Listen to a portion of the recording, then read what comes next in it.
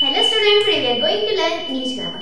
आज आपण पाहणार नवीन चॅप्टर व्हॉइस. आपण काही आहेत माझी व्हिडिओ व्हॉइसची, त्यामध्ये आपण पाहिला आहे व्हॉइस कसा चेंज करायचा. पण आज आपण असे काही सेंटेन्स घेणार आहोत त्याचा व्हॉइस चेंज कसा करायचा क्वचित तर तुम्हाला माहित असेल. चला पाहूया मग सेंटेन्स कुठले न्यू घेणार आहे आणि त्याचा व्हॉइस कसा चेंज करायचा, जे की कॉम्पिटिटिव्ह एक्झामला अशा टाइपचे क्वेश्चन येतात. बाय न करता जोडा, she write the letter, she go went to the school, अशा टाइपचे सिंपल सेंटेन्स आता देत नाहीत. तर वेगळे क्वेश्चन देतात, मग त्याचा व्हॉइस कसा चेंज करायचा त्यावेळेस प्रश्न पडतो की असं आपण शिकलोच नाही. So that's why learn this video, watch this video and clear the all concept. Okay, हे पहा, एंड पर्यंत व्हिडिओ पहा आणि पहा की कसं चेंज करायचा व्हॉइस. या सेंटेन्सचा सुद्धा व्हॉइस चेंज होतो. चला वेळ न घालवता पाहूया कुठले नवीन सेंटेन्स शिकायचे. चला पाहूया. सेंटेन्स घेते फर्स्ट.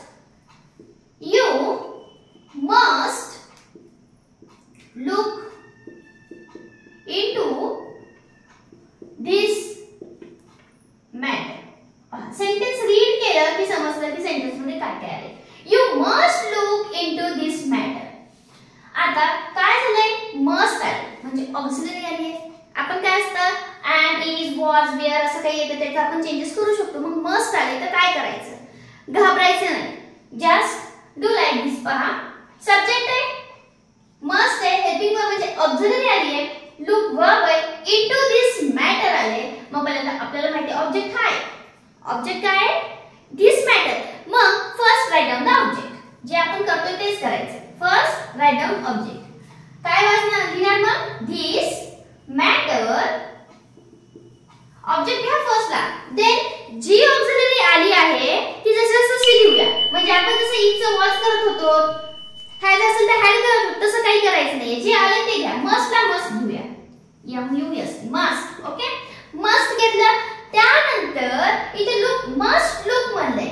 मग त्याच्यामध्ये एक ऍड करायचं. जेव्हा तुम्ही ऑक्सिलरी लिहिता त्यानंतर ऍड करायचं बी. काय ऍड करायचं, बी. दिस matter must be.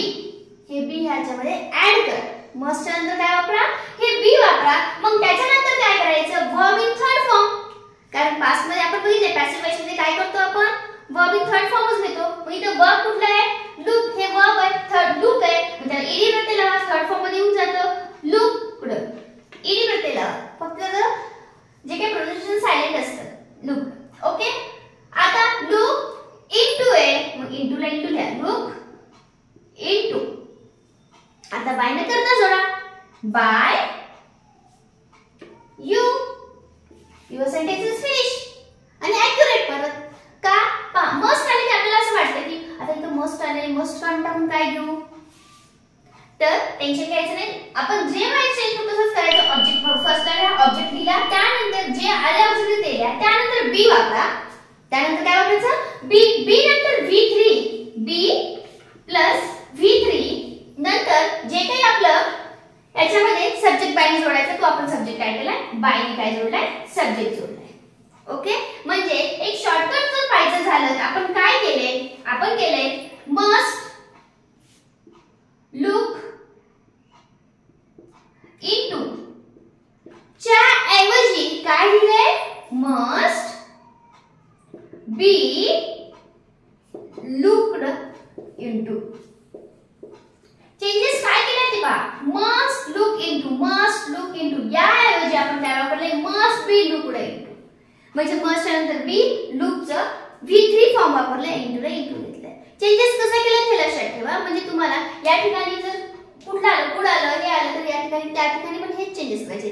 Modular auxiliary आली की त्यानंतर मॉड्युलर जी आहे ती घ्या, त्यानंतर बी वापरा, तर V3 form. Okay, I think तुम्हाला समजलं असेल. काही डाऊट असेल तर कळवत चला, कमेंट करत चला. ओके, आता नेक्स्ट घेऊया. याच्यामध्ये काय चेंजेस केले ते पहा. ऑन द स्क्रीनशॉट घ्या. नेक्स्ट सेंटेन्स घेते,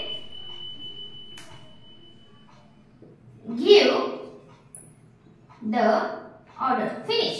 सेंटेन्स आपलं संपले.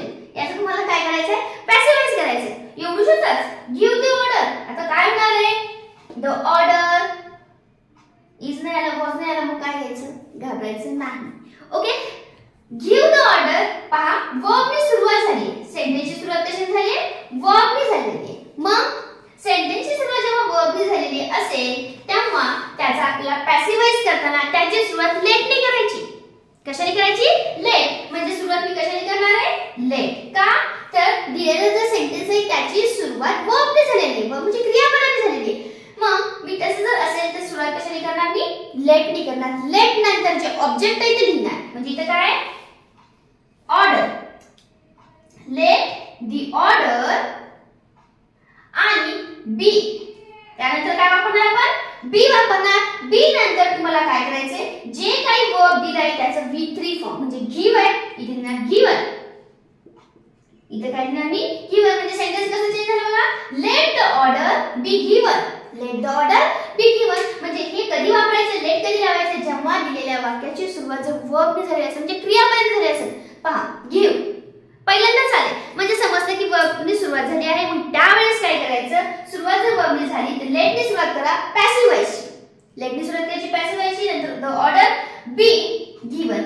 अशा पद्धतीने तुम्हाला सगळ्यांना माहित असलेलं वाक्य चेंज द व्हॉइस याचं तुम्ही काय करा म्हणते चेंज करा म्हणतात काय पॅसिव्ह व्हॉइस मध्ये चेंज करा मग आपण काय करायचं let the voice be changed okay लिहून दाखवते चला वाटत असेल तर स्क्रीनशॉट घ्या नाही तर नोट डाऊन करा चला म्हणजे याचा उपयोग तुम्हाला परत चालून नोट्स मध्ये होतो किंवा जेव्हा तुम्ही अप्लाय करायला जाता जेव्हा तुम्हाला चेंज करायचं असतं पॅसिव्ह व्हॉइस त्यावेळेस आपण काय केलं याच्यासाठी होतो काय होतं चेंज काय करायचं आपल्याला चेंज द व्हॉइस आपण इथे कसं घेतलं होतं give the order give the order याला काय केलं लेट ने केलं होतं आपल्याला फेमस आहे सेंटेन्स चेंज दी असतं चेंज दी व्हॉइस आपण इथं पण तेच करायचं द व्हॉइस बी लेट ने सुरुवात करायची let the voice be changed तुम्ही पाहत असाल हे वाक्य मॅक्झिमम सगळे टीचर देतात मग मी ते वाक्य घेतलं नाहीये त्यात का बिकॉज ऑफ हे वाक्य सगळ्यांनाच कळतं पण हे पण वर्ब आहे ह्याचं पण सुरुवात झाली आहे मग अशा ह्याचं कसं करायचं यासाठी थोडंसं सेंटेन्स चेंज केले आणि पाहूया याचं कसं करायचं तुम्ही सांगितले लेट न सुरुवात करा जर दिलेल्या ऍक्टिव्ह व्हॉइसचं सेंटेन्स असेल त्याची सुरुवात जर वर्ब झाली असेल तर असं करायचं अदरवाइज नाही ओके असे नवीन नवीन सेंटेन्स आपल्याला पाहिजे चला नेक्स्ट घेऊया sentence I have read this novel a number of time आता काय करायचं आहे आपल्याला याचा पण आपल्याला पॅसिव्ह व्हॉइस करायचा आहे I have read this novel number of time I have read this novel असं आलं की झालं मग नंबर ऑफ टाइम एवढं मोठं वाढले मग ते कुठे ऍड करायचं चला बघूया दिस नॉवेल आहे मग म्हणायचं दिस नॉवेल म्हणा किंवा द नॉवेल म्हणा दिस नॉवेल किंवा द नॉवेल पण चालेल दिस नॉवेल आहे कसं घ्या मग तुम्हाला कळणार की दिस कुठे गेलं okay this novel have read आहे या ठिकाणी नॉवेल एकच आहे ना मग आपण हॅज लिहायचं नॉवेल जर जास्त नॉवेल्स असतं तर इथं हॅव आय आले म्हणून हॅव वापरले इथं नॉवेल्स नाहीये कारण अनेक वचन असेल तर आपण हॅव वापरतो एक वचन असेल तर हॅज वापरतो आय थोडं अपवाद असतो कोणतरी तसा हा आय अपवाद आहे त्याच्यामुळे ते आय हा वापरले आपल्याला घ्यायचंय नॉवेल नुसार द नॉवेल हॅज घेतला then been read a number of time पहा मी कुठे घेतले आहे बायने करता जोडला आता चेंजेस कसे केले बघूया तुम्हाला कळलं दिस नॉवेल घेतलं मी ऑब्जेक्ट घेतला फर्स्टला हे कसं आहे सिंग्युलर आहे म्हणून हॅज घेतलं आणि क्रिया कशी आहे कुठला टेन्स आहे त्यानुसार मी बीइंग वापरलं आयएनजी कधी बी आयएनजी पण वापरतात बीइंग ते कधी कंटिन्यूअस सेंटेन्स असेल तर तो वापरायचा इथे तसं नाहीये कंटिन्यू नाहीये पास्ट आहे म्हणून मी इथे बीइंग हे बी वापरले बीइंग रीड झाल्यानंतर वर्ब घेतल्यानंतर मी नंबर ऑफ टाइम ऍड केलं रीड नंबर ऑफ टाइम कोणाकडून बायने सब्जेक्ट जोडला बाय आयचं काय झालं मी बाय आय नाही होणार बाय मी होणार आहे अशा पद्धतीने तुम्ही काही जे काही वेगवेगळे सेंटेन्स असतात मग वेगळं काय आहे ते थोडंसं ऍड केलं कॉम्प्लिमेंटरी खूप तर त्याचं पण कसं चेंज करायचं हे काही दिले आहे असे काही नवीन नवीन वाक्य असतील तुमच्याकडे ज्याचा की व्हॉइस चेंज करायचा आहे ते कमेंटमध्ये टाकत चला आपण त्याचे व्हॉइस चेंज करूया नवीन नवीन काहीतरी शिकूया कारण कॉम्पिटिटिव्ह एक्झामला पुढे चालून अशा प्रकारचे सेंटेन्स विचारतात आता ते write the letter return the letter अशा प्रकारचे सेंटेन्स खूप कमी येत आहेत मग असे नवीन नवीन सेंटेन्स घेऊया त्याची प्रॅक्टिस करूया आणि इंग्लिश ग्रामर परफेक्ट करूया काही डाऊट असेल कमेंट नक्की सांगा व्हिडिओ कसा वाटला ते सुद्धा कमेंटमध्ये सांगत चला व्हिडिओला लाईक करून घ्या आणि शेअर आणि सबस्क्राइब करायला मात्र विसरू नका ओके